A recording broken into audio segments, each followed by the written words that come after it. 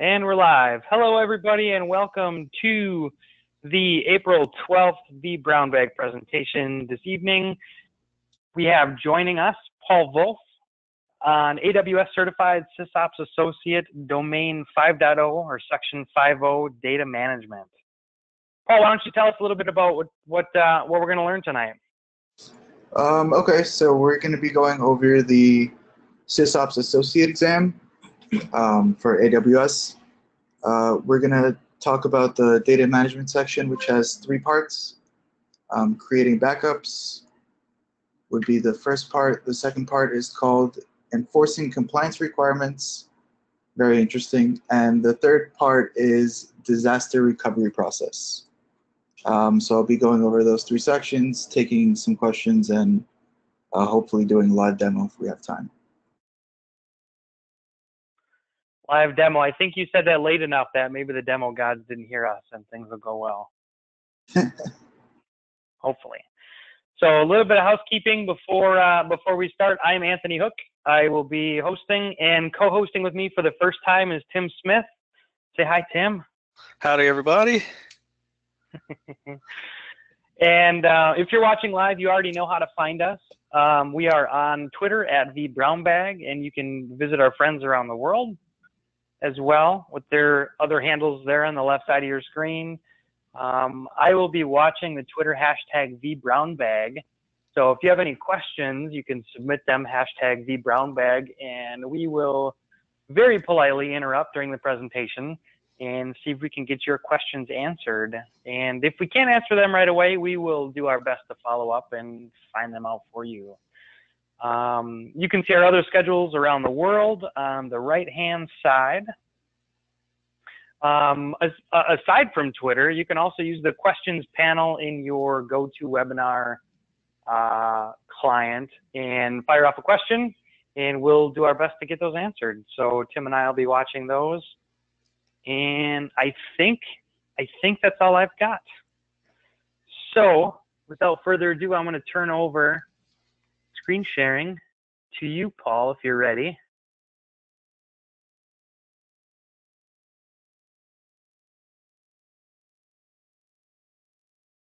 You are now presenter. All right. Can you see my screen? Yes, we can. Okay, so I'll start the presentation.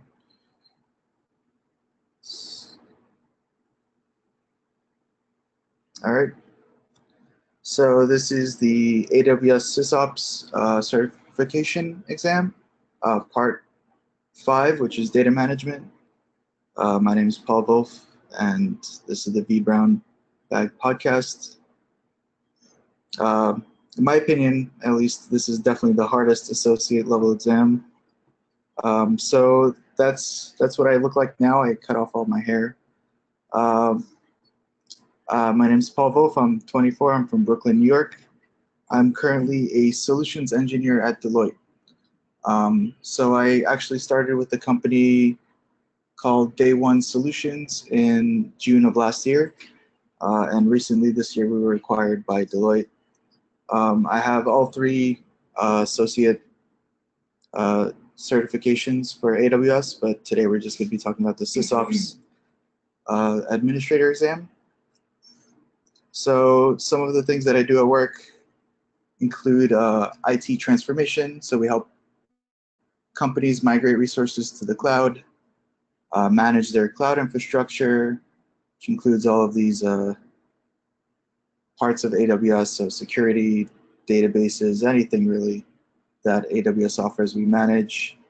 We're working on building out our DevOps and automation. So automated development, deployment, monitoring, self-healing environments, bunch of really cool stuff that's coming up.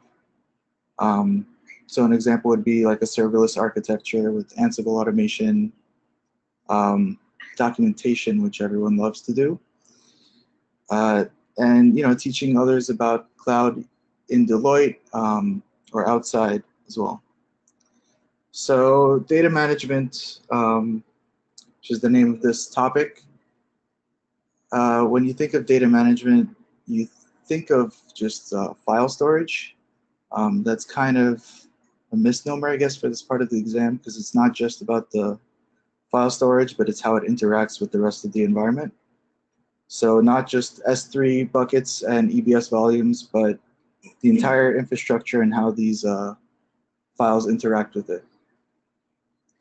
And this part of the exam is 12% of your total score. So each section is around 15. So they're all split pretty evenly. Okay, so the first section is creating backups for different services. And the first part that we'll talk about are EC2 instances, or Elastic Cloud Compute, with Elastic Block Store, which is the volumes. So EC2 and EBS, you can create backups of it in several ways. The first thing that you can do is create a backup of the actual EC2 instance by creating what's called an AMI, or an Amazon machine image. And then you can use that machine image to create new instances. So you can roll out a bunch of servers based off of that one instance. And the AMI will contain all the stuff that was installed on the original machine when you took that image. Any sort of EC2 instance can be turned into an AMI.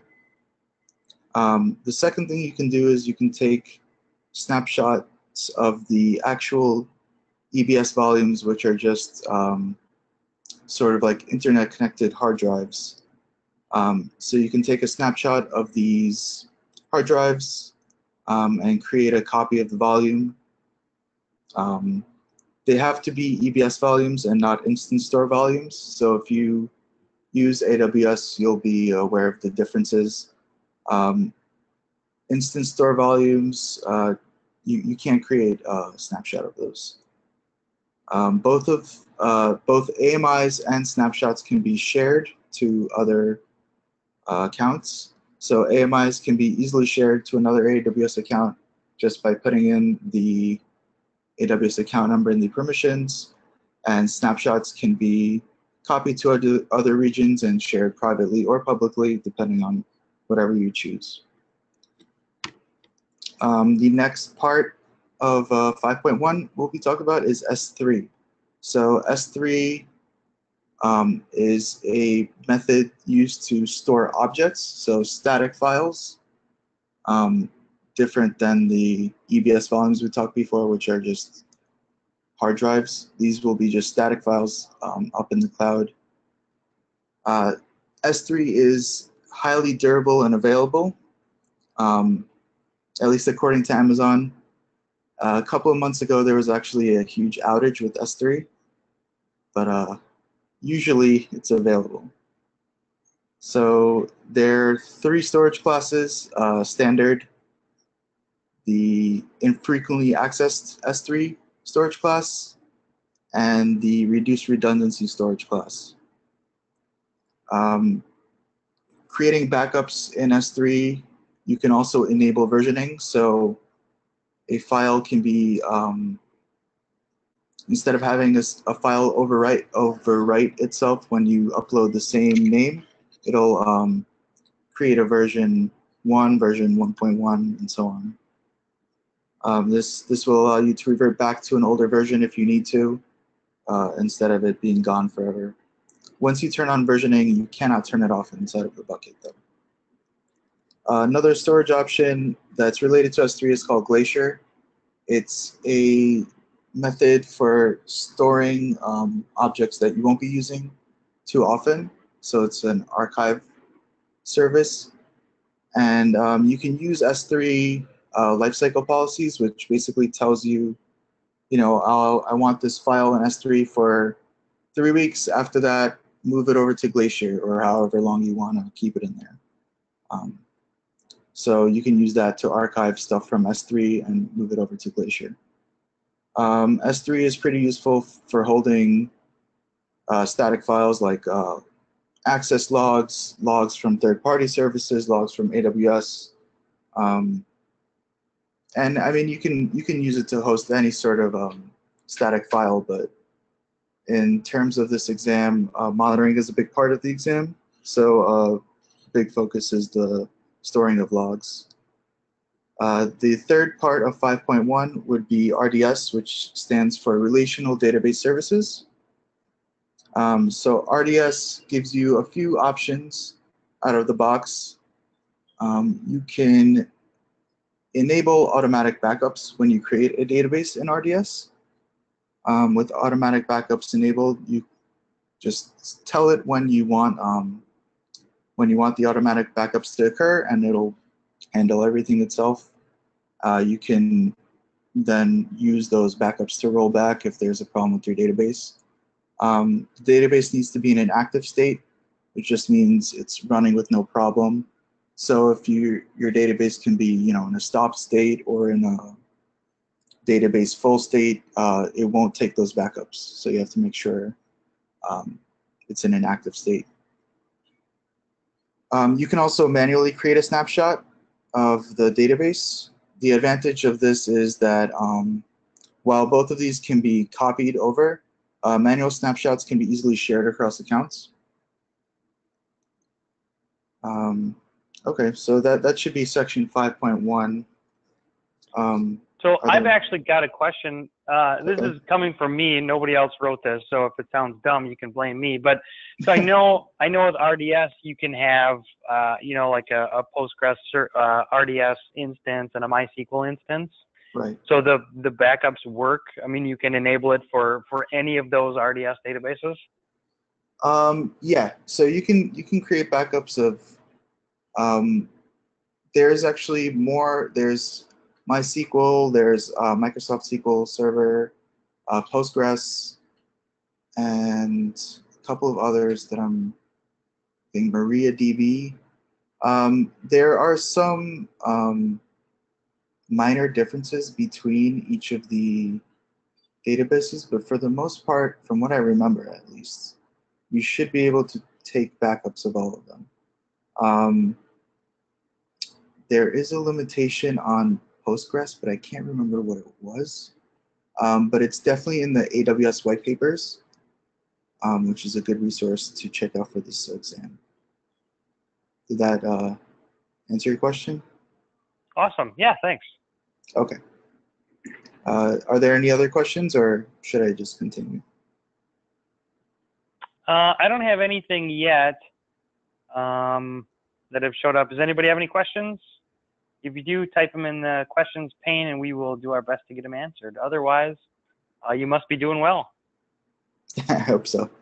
All right. So the second part is enforcing compliance requirements.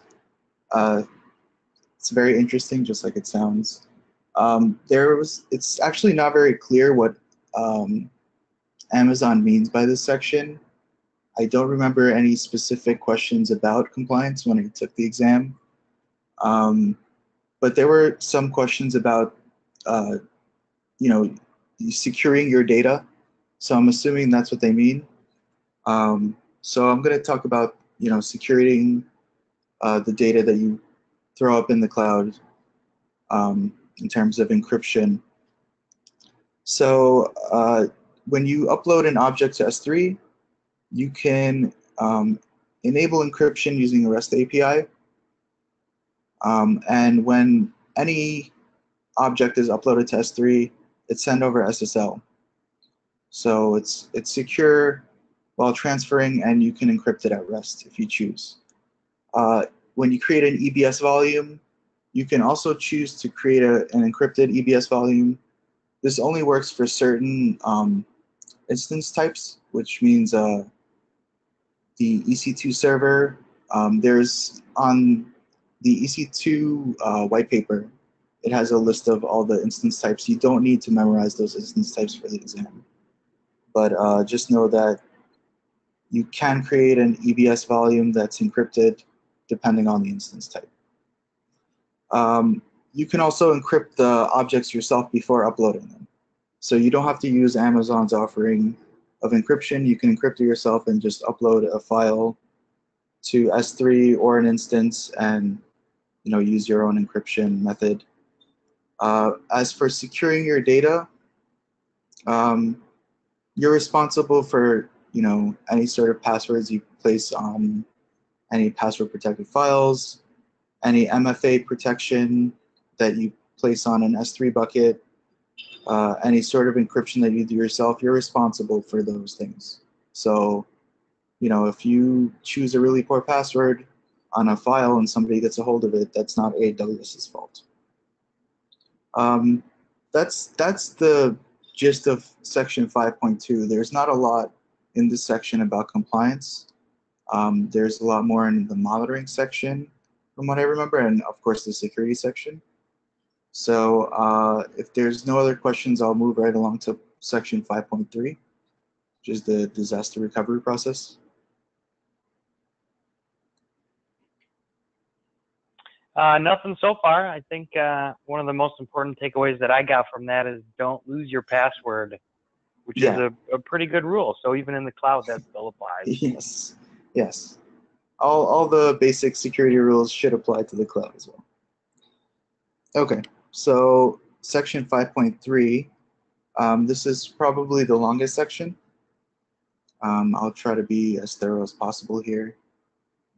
There's a lot of services in AWS, and all of these, pretty much every single service has a method of, creating a backup and, restoring from a disaster.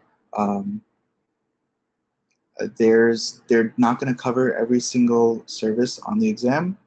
The most important services I have listed here, and there shouldn't be anything other than these services on the exam. But in case I do miss something, I have a list of useful resources at the end of this slide deck that people can look to these resources when they're studying. So backup and disaster recovery is a pretty important part of the exam for good reason. Moving from a physical data center to the cloud brings a lot of advantages in this area. So before, when you were in a physical data center, creating backups, especially an identical infrastructure that you could easily move over to, would cost a lot of money and a lot of time. AWS makes this very easy, and knowing this process in the long run would save you a lot of money if there were just something to happen to your infrastructure. So some of the advantages for AWS is a pay-as-you-go model. You only pay for the resources that you use. You don't have to buy a bunch of server racks and a bunch of cables and a building to hold all your stuff in. You pay as you go, way cheaper than a physical data center.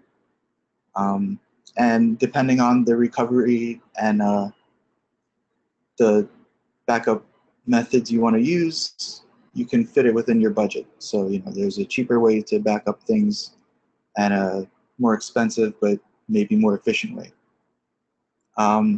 So there's a lot of different ways you can back up files.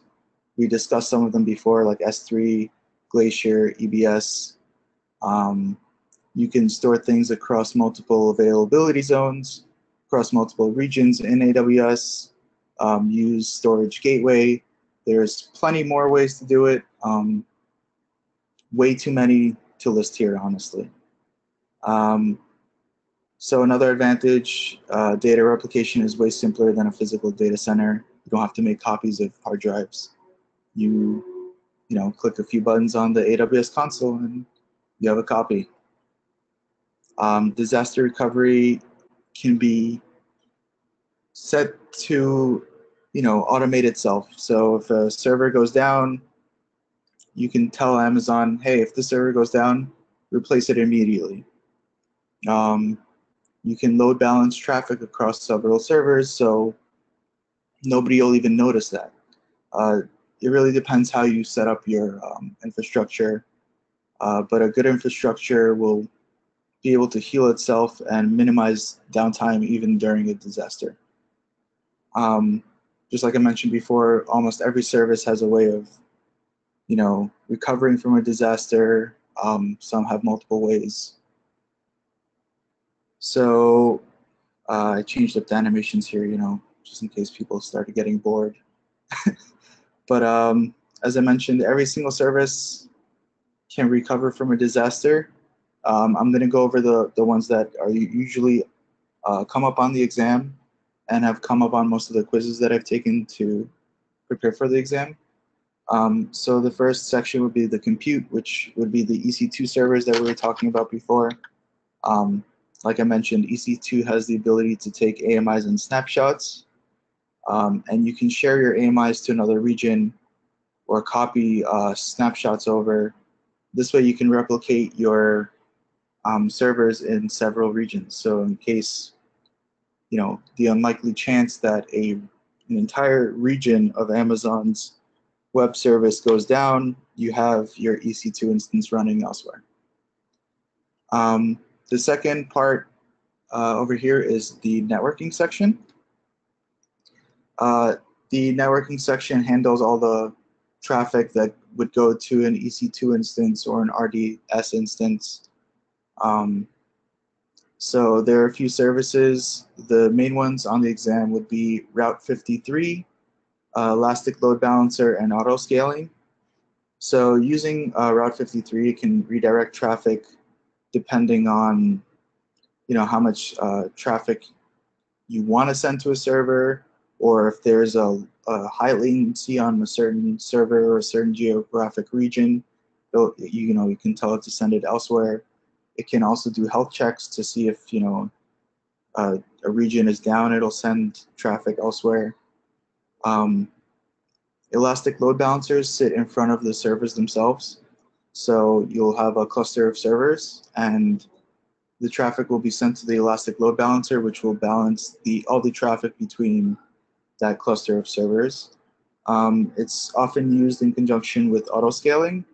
So if the elastic load balancer starts seeing that all the servers are starting to get pretty bogged down by the traffic, auto scaling can kick off a couple of new servers, and the elastic load balancer will continue balancing between the old and the new servers. This can create a really fault-resistant elastic infrastructure. The next section that we'll talk about are the databases. So RDS, like we talked about before, has a few options for backups. It has automatic backups and manual snapshots.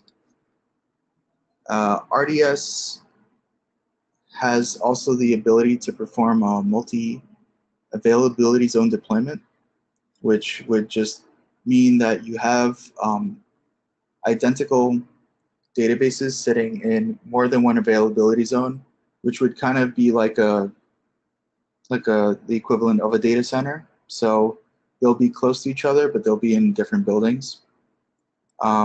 And in case one availability zone or one database in an availability zone goes down, with multi-AZ enabled, it'll quickly send over all the requests to another database in a different availability zone automatically. So you don't have to do anything. You don't have to change the connection string or anything in your config. It'll handle all of that. RDS also has the ability to do cross-region read replicas. So what these will be is a database that will only take read requests, no write requests. So what this does is it lightens the load on the original full database.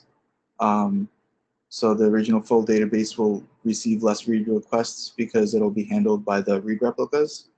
In the case that you do need another database, you can promote a read replica to a full database. This can't be undone. So once this is done, the read replica is gone. Of course, you can create another one.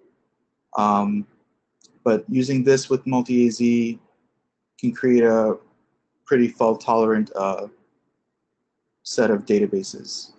Another database service that Amazon offers is called DynamoDB, and it's their NoSQL offering. Their DynamoDB offering has eventual consistency, which means that when a read or a write is sent, it's replicated across 3 different geographic regions.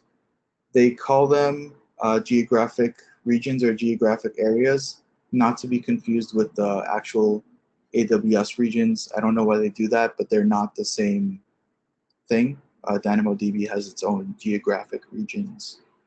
And the final section under 5.3 would be the object storage, which would be, like we talked about S3 before. So S3 has 3 different storage options. Standard storage with 99.99% availability, and they stress this online a lot. They're 11 nines of durability. So 99 point, all those nines for durability. There's also S3IA, which stands for infrequently accessed, and it's like what it sounds like. It's something that you would use to store things that you don't access as often. What they do there is they charge you every time you actually access a file in IA, versus for S3 they have a different pricing scheme. And then their third option is S3 RRS, or reduced redundancy storage. This is just a cheaper alternative to standard. Files can get lost here. It's more likely that they will. You can see it went from 11 nines down to 4 nines. So you wouldn't want to store anything super important or something that can't be replicated.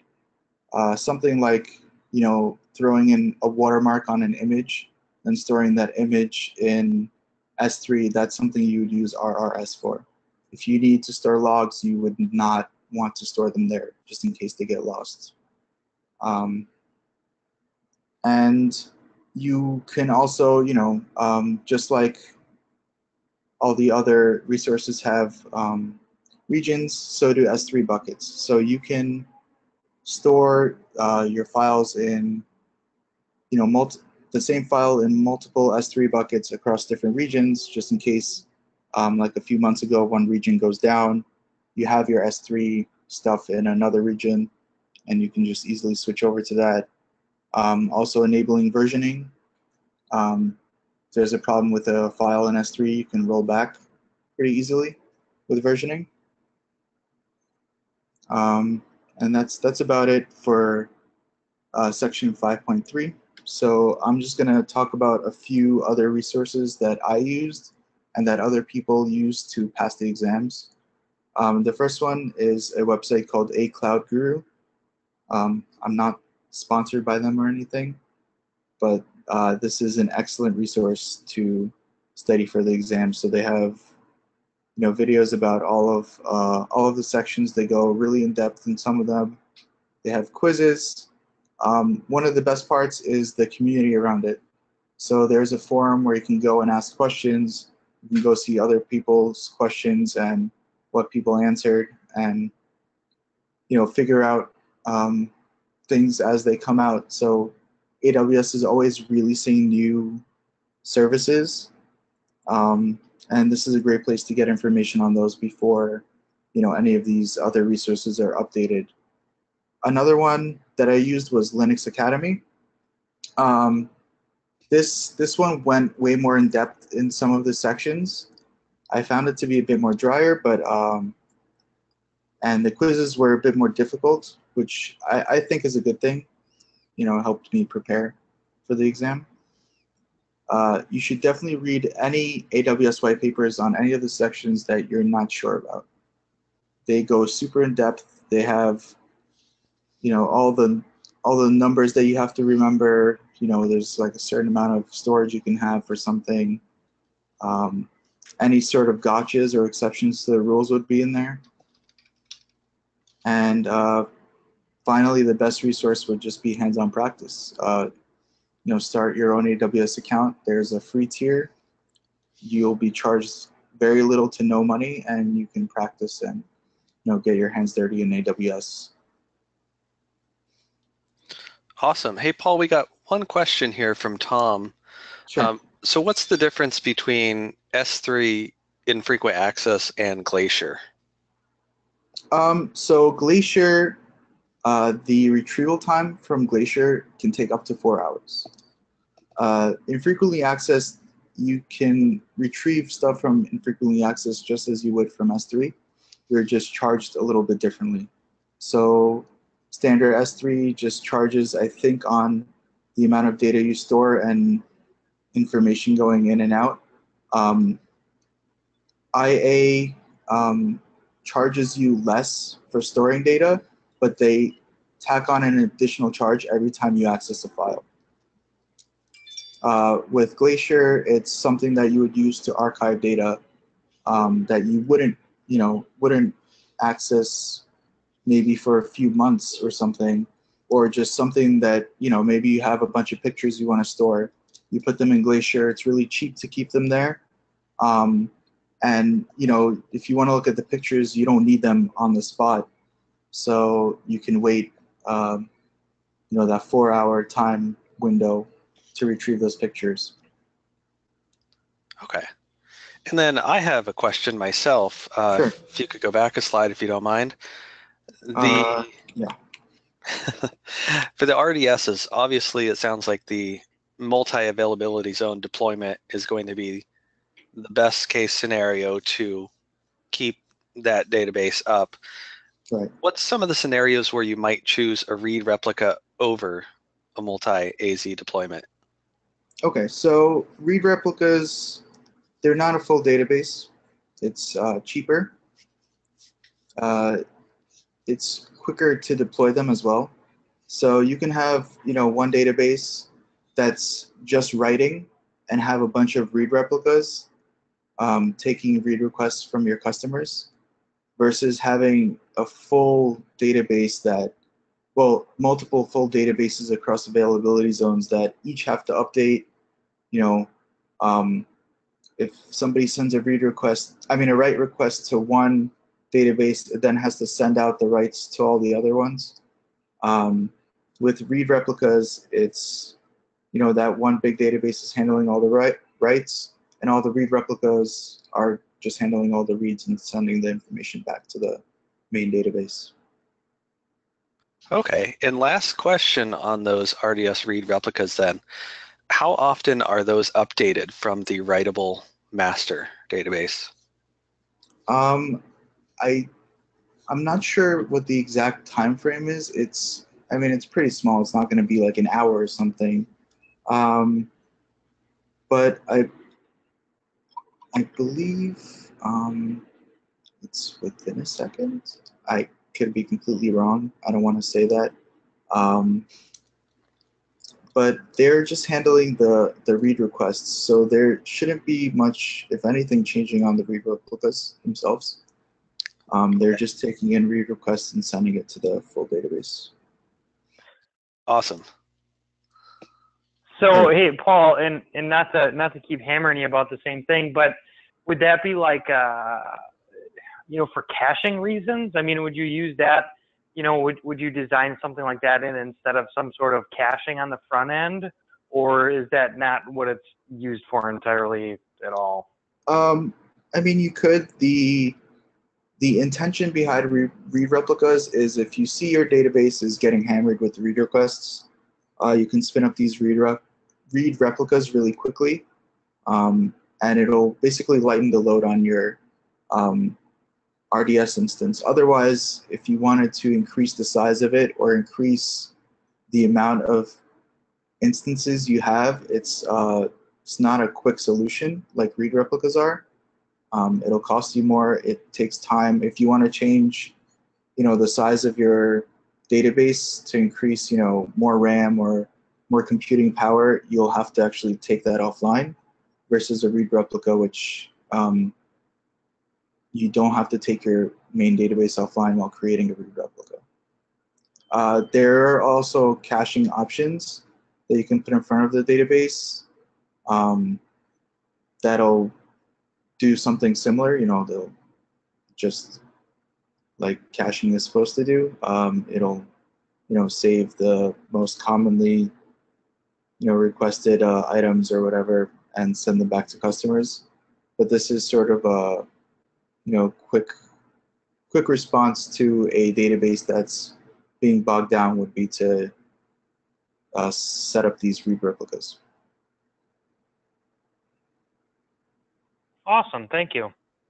No problem. So am I good to move forward?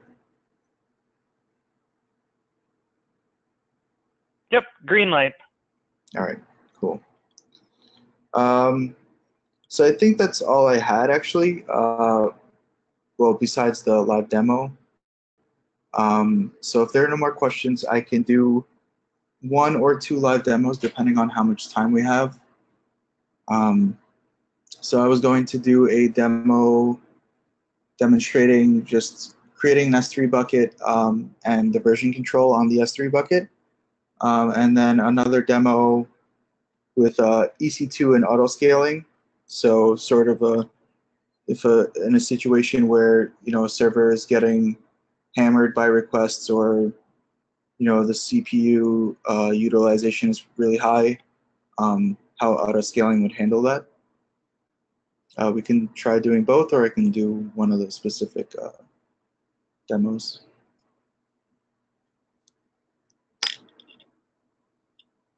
Either one. If you've got time to do both, we generally have an hour slot for the podcast, but Okay. I'm not gonna hard stop you if you go over, and if you get done early, that's fine too.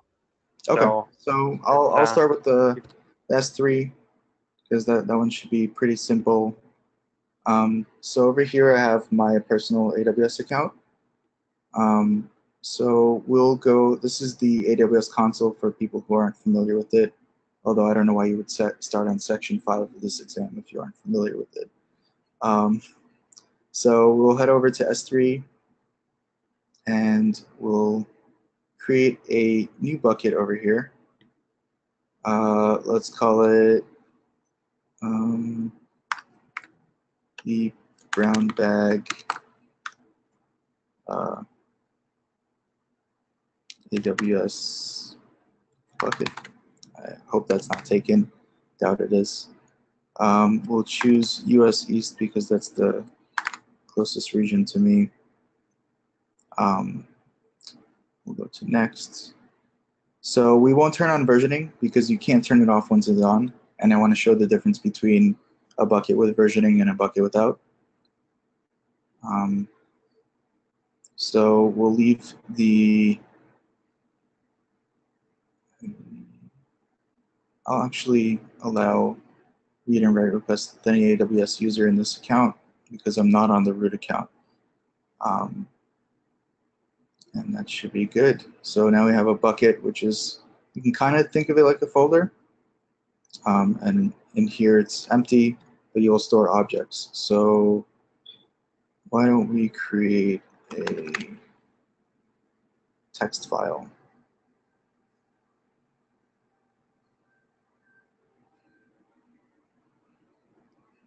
Okay. So we'll create a new note. Right. I from podcast.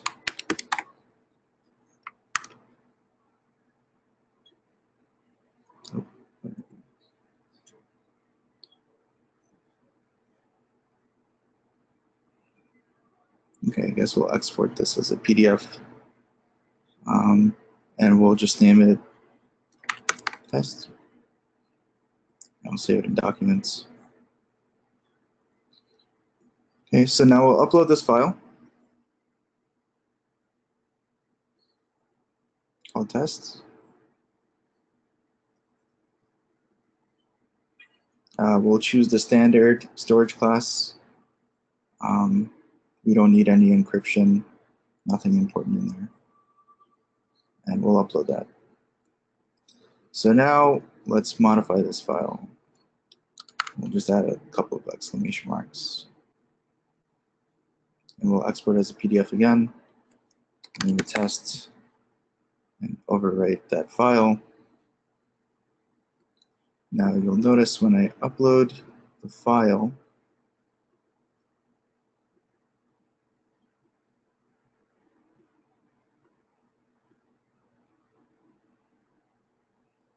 and we open this, there's no, sort of version controlling here. So it's going to be the latest one that we uploaded. So it's the one with the exclamation marks. So if you were to create a file and then re-upload a file with the same name and you don't have versioning enabled, there's no way to roll back. You kind of, you have to be sure about what you're uploading. With versioning, you're obviously storing more data than that one file, so you'll be charged more. But it does allow you to roll back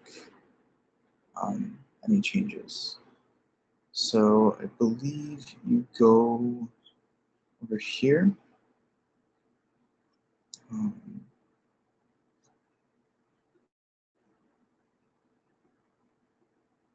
Maybe it's in the properties of the bucket. Yeah. So we can enable versioning here. Once you enable it, you can suspend it, but there will still be any files that had versioning on them will still be there. You can't turn off versioning completely. So we'll enable versioning. Now, go back to this bucket and, let's say we want to upload something with question marks, because why not? We'll export it as a PDF, and we'll test again, replace it, and upload that file again. We should see 2 versions.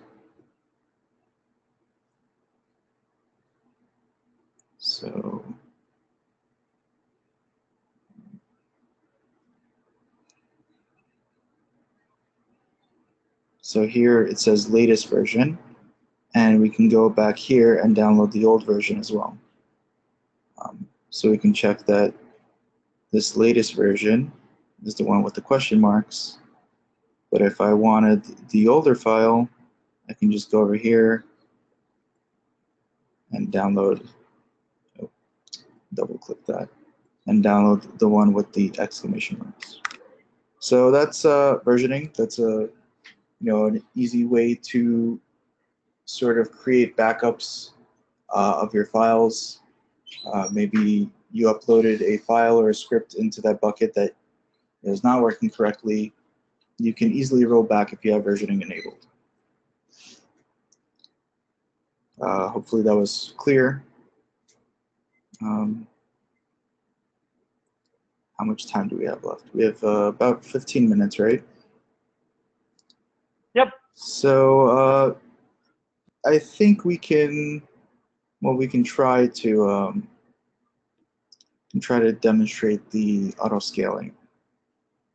So for auto scaling, you'll have to go to the EC2 section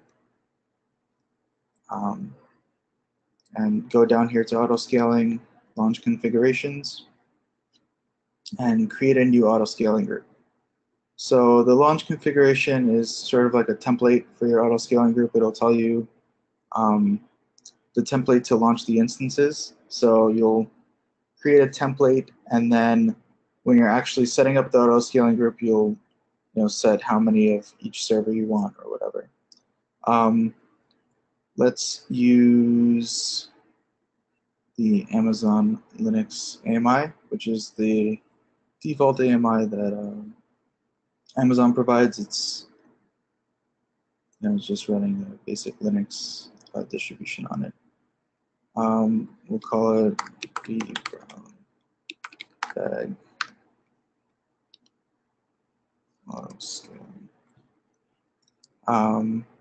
So these some of these options are covered on different parts of this exam. We don't need spot instances. It's just a cheaper way of getting EC2 instances that may or may not run. We don't need to enable detailed monitoring for CloudWatch either. So the default storage size should be fine. This is not best practice, but you know what? Actually, I'll set it to my IP so nobody else can try to SSH in. And so we'll create that. We'll create a new key pair for this. We'll call it vBrownBag key. I'll download the key pair and create that launch configuration. So now I can tell it how many instances to start with. We'll call it oops.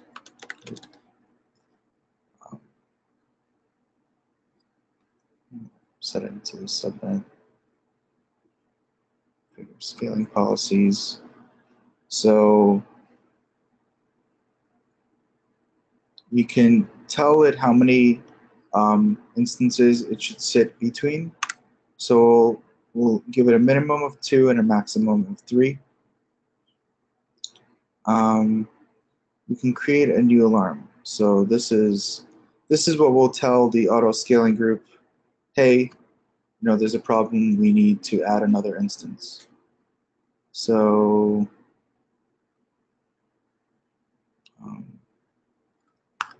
we'll call this topic name. I guess I'll send an email to myself if I have to. And let's say when the average CPU utilization is above 70% for at least a consecutive period of 5 minutes, it will set off this alarm, which will tell the auto scaling group to create another instance. I'll set this to 100 seconds. That's just how long it gives it to warm up, the instance to warm up. And then this is what we'll tell it to scale back down. But we don't need that. We'll just watch it scale up, and then I'll remove the group later. Oh, I do have to. Okay, so with one instance. When the CPU utilization is less than or equal to, let's say 50%. So when it drops back below 50.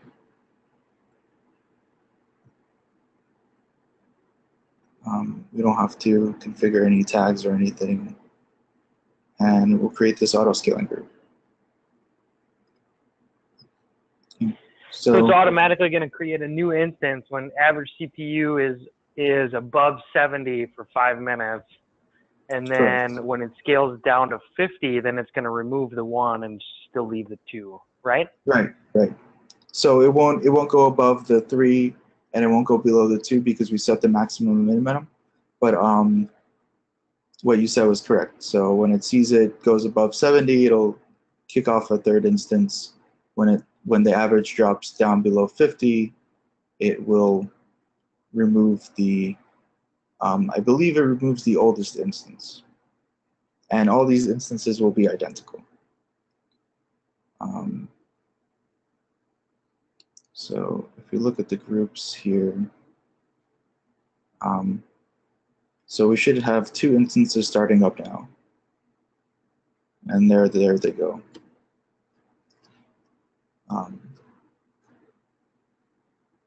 So let me make sure that my security group is set correctly. Oh, it is. Yeah. Okay, so these instances are starting up. We can attempt to log in. I don't know if they'll be ready yet. Hopefully they will, so we can.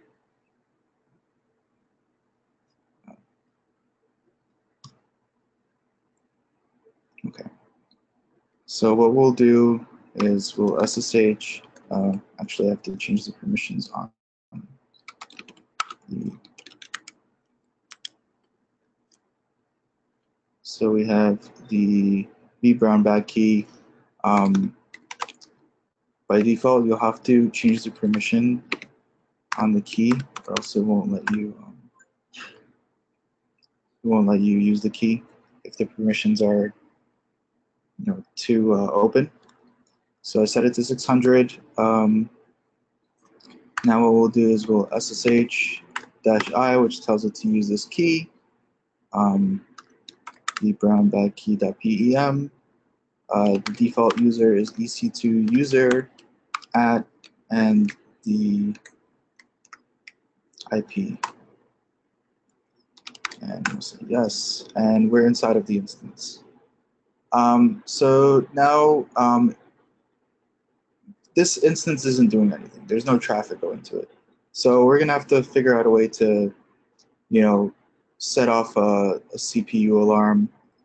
There's this nifty little tool called stress, which, as you guess, stresses the CPU. So we'll sudo apt-get install. It would be sudo yum install stress. Yes. And now all we have to do is run stress CPU 1 or not. Okay. Stress CPU 1. There we go. Okay, so now this is stressing the CPU. Let's log into the other instance and do the same there. So I'll open up another terminal. And hopefully that'll stress the CPU out. Oh. Can I not open another terminal? Here, I have an idea. Okay, so this should let me continue using this. No.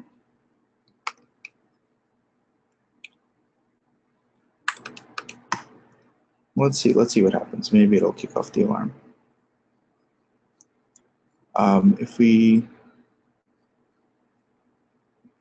go over to CloudWatch, yeah. If you right-click on your little terminal, you can do new window at the top too.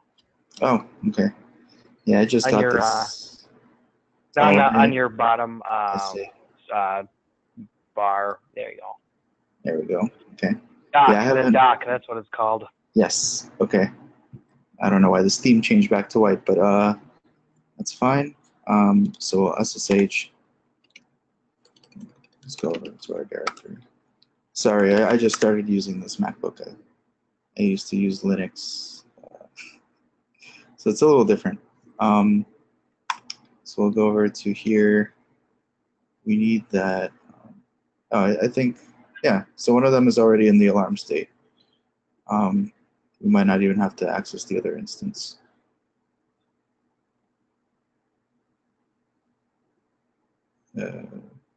Okay, so I guess the average is still below 70.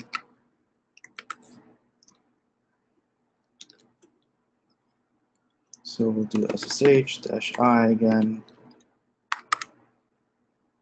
EC2-user at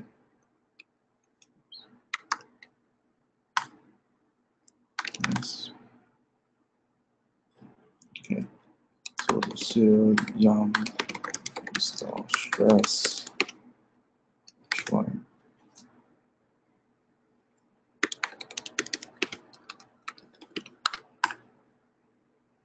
Okay, so hopefully we'll be able to see this.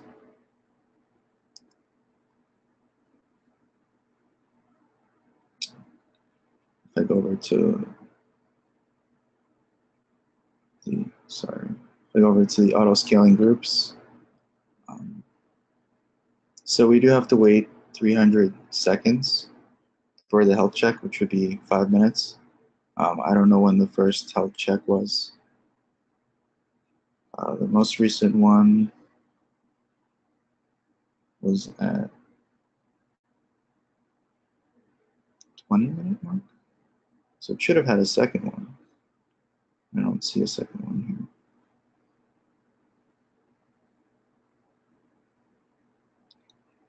In theory, there should be another instance kicking off sometime soon, unless the stress application isn't doing what it's supposed to be doing either. But we did see an alarm, so I think it's working correctly. I guess we'll give it a minute or two. Are there any other questions about anything I've talked about at all?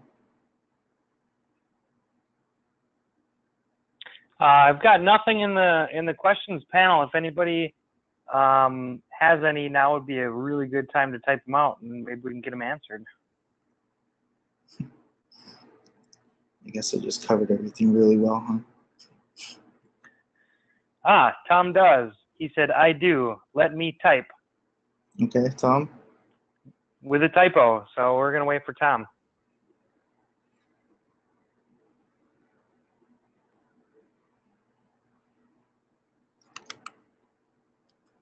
Drum roll, please.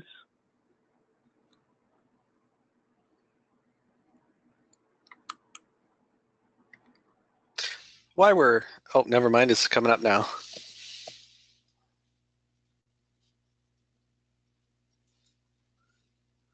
Go ahead, take it away. Let's see, Tom's asking, does the autoscale group require ephemeral instances? Ephemeral? No. It can use any sort of instance type. So ephemeral instances, I'm assuming he means instances with ephemeral storage versus EBS storage, which is what we were using. It can be any sort of instance type. All right.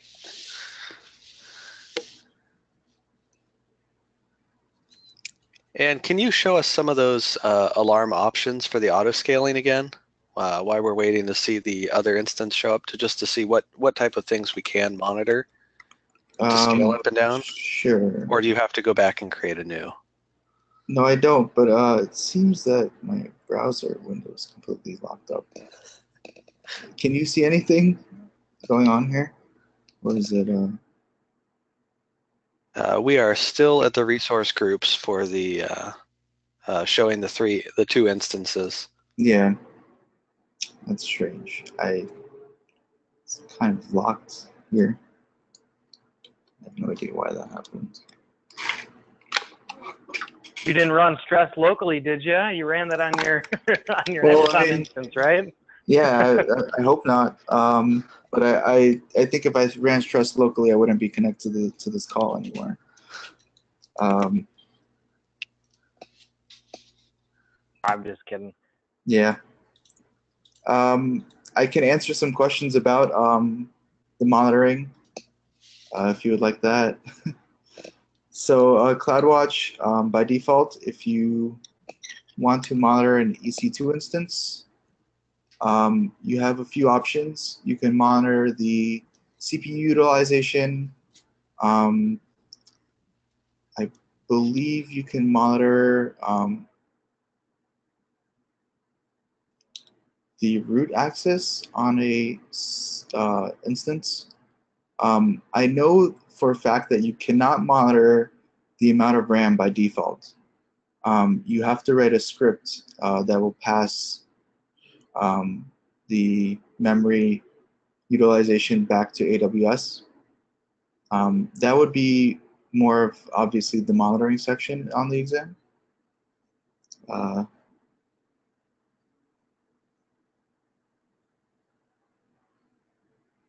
You guys still there? Yeah, we're here. Okay. So let's see. Tom says, what happens to the data? Does it have to be saved on the back end? Tom, are you talking about what happens to the data like when an instance gets blown up? Yes. Okay. So like when an instance, we're going to fire up 2 instances and then it's going to auto scale to 3. What happens with that data when that third one gets destroyed? Okay. So when we created that launch configuration, you tell it, what AMI to use. You can specify any sort of, if you have any sort of snapshots, you can specify those as well. So it'll be an identical copy of whatever you specified in that launch configuration. So if you have a, Ubuntu AMI and a snapshot of some volume you made before, you'll have 2 instances with Ubuntu running that snapshot. When that third one is created, you'll have a third instance with Ubuntu and that volume snapshot, and when one of the, when it goes back down and one of the instances is deleted, you'll be back to 2 Ubuntu AMIs running with those snapshots.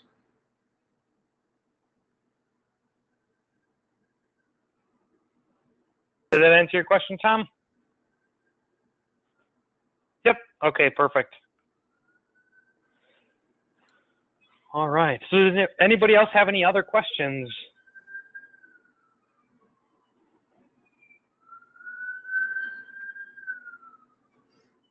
So far, no.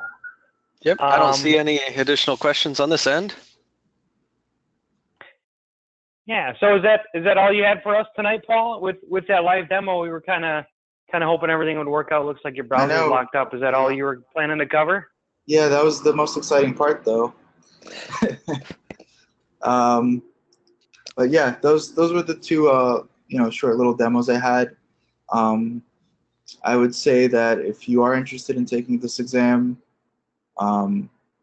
definitely go over those resources that I specified before, and definitely get your hands dirty in AWS. You want to try doing something like I did, creating a few instances with auto scaling. You want to play around with RDS. You want to make sure you know how everything works, because just answering a bunch of questions that they give you over and over is not going to help you. You have to actually understand how AWS works. Awesome. Could you go back to your slideshow and show the learning resources? Will it allow you to go back? No, it seems like my whole machine is frozen. Okay. So I can, I can specify those learning resources. Sure. So and they'll be on our recording as well. Right. The first one is called acloud.guru. There's a few. Well, they have a course for every single AWS exam. There are also 3 AWS beta exams that are coming out, and I think they have a course for the security one already. They also have courses not on just the exams, but stuff like CloudFormation or using Docker with AWS. So a lot of AWS-focused stuff besides just the certifications. The second resource I had on there was Linux Academy. They have courses on there also for each certification. They also have courses on there for Linux certifications, a lot of cloud-based stuff. I believe they have stuff for Azure as well. Right now, I'm actually going through a Linux Academy course using Ansible and Terraform, which are 2 DevOps tools for infrastructure orchestration. So using those with AWS. And they have plenty of other, courses on Chef and Puppet and a bunch of nifty tools. The third resource was just AWS white papers. So if you just look up, you write AWS EC2, the first link should be the white papers to, EC2, and it'll have a bunch of links to anything related. And the last resource was AWS itself. So, go and get your hands dirty. There's a free tier where you'll be paying little to no money. Last month, I was charged 2 cents on AWS, and I had an instance running for a while. I wasn't really doing anything. So as long as you stick within the free tier stuff, which AWS will warn you, hey, this is not eligible for free tier. This is, as long as you stick within that, you shouldn't be charged anything substantial, and you'll be able to play around with AWS. Awesome. And we have one last question here from Mike Tabor. Can you use spot instances in auto-scaling groups? You can. When we went and created the auto-scaling configuration, there was an option to use spot instances. So what spot instances are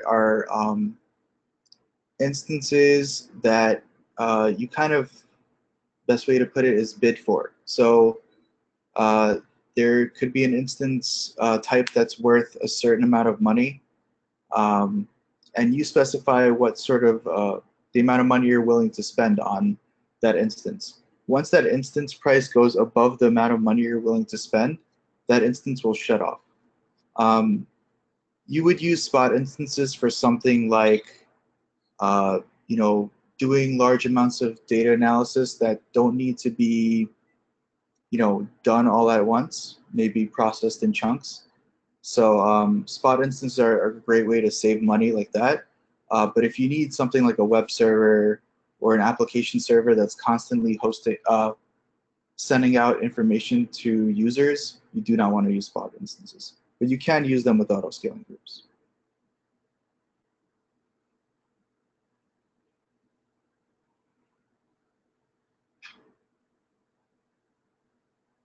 Awesome. Any other questions?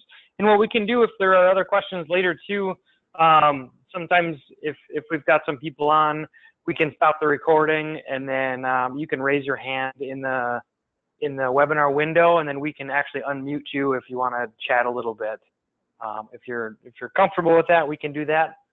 I am comfortable with that. I would have to restart my machine first. But Okay. I can jump right back on. Yeah, I'm definitely comfortable with that. Also, if anybody wants to send me questions, you know, a week, 2 weeks down the line, feel free to, you know, message me on Twitter or email me. Although I would prefer Twitter. I don't want to get a bunch of random emails asking, you know, one-sentence questions about AWS. So yeah, thanks for letting me present this. I'm sorry that the last 10 minutes have been this frozen screen, but it was, this is the first time I've presented anything like this, and it was a great opportunity, and I'm glad I got to reach out to a large part of the, you know, cloud community. This was definitely an interesting experience, and I enjoyed it. Yeah, good. We appreciate having you, and it's things like this that kind of keep us going, and that's why we do this at vBrownBag. So if you are watching this now and you want to catch up later, watch for this on YouTube or iTunes. You can subscribe for both. You can watch as many times as you want later for free. You can always hit us up on Twitter. You can check out our website for the latest posts, and we do the reviews and wrap-ups on there. So if you're watching it live, you already know where to find us. And if you're watching this recorded, you have already found us.